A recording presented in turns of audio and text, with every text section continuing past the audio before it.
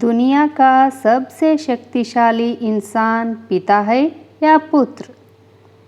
एक पिता ने अपने बेटे की बहुत अच्छी तरह से परवरिश की।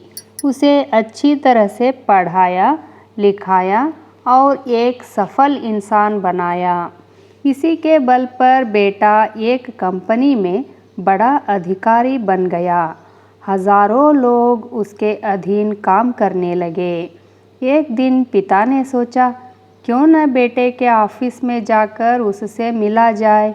जब पिता उसके ऑफिस पहुंचे तो उन्होंने देखा कि बेटा एक शानदार ऑफिस में बैठा है और बहुत से लोग उसके अधीन काम कर रहे हैं।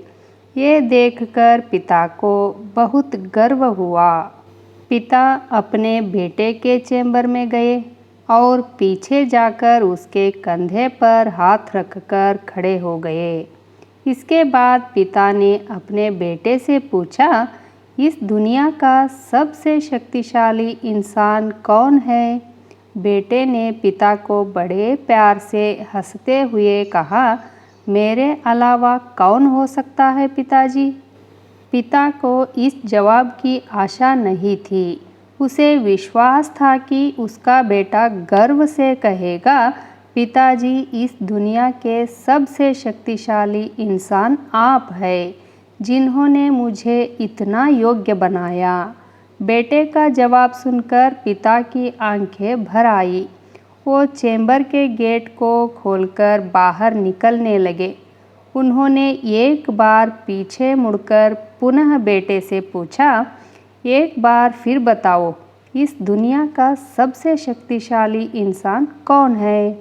पुत्र ने इस बार कहा, पिताजी, आप हैं इस दुनिया के सबसे शक्तिशाली इंसान। पिता ये सुनकर आश्चर्यचकित हो गए। उन्होंने कहा, अभी तो तुम अपने आप को इस दुनिया का सबसे शक्तिशाली इंसान बता रहे थे, अब तुम मुझे बता रहे हो।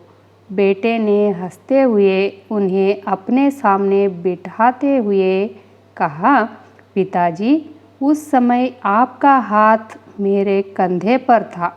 जिस पुत्र के कंधे पर पिता का हाथ हो, वो तो दुनिया का सबसे शक्तिशाली इंसान ही होगा ना। पुत्र की बात सुनकर पिता की आंखें भर आई। उन्होंने अपने पुत्र को कस करके अपने गले लगा लिया। सच है, जिसके कंधे पर या सिर पर पिता का हाथ होता है, वो इस दुनिया का सबसे शक्तिशाली इंसान होता है। हर पिता चाहता है कि वो अपनी संतान को अच्छे से अच्छी शिक्षा प्रदान करे, ताकि वो भविष्य में कुछ बन सके। बदलते समय में देखने में आता है कि काबिल होने पर संतान ही अपने पेरेंट्स के साथ ठीक से व्यवहार नहीं करती, बल्कि अपमानित भी करती है।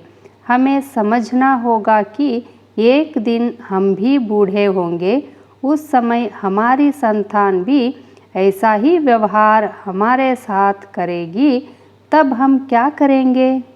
कहानी अच्छी लगी तो लाइक शेयर कीजिए और मेरे SRP Square चैनल को सब्सक्राइब करना ना भूलें। धन्यवाद।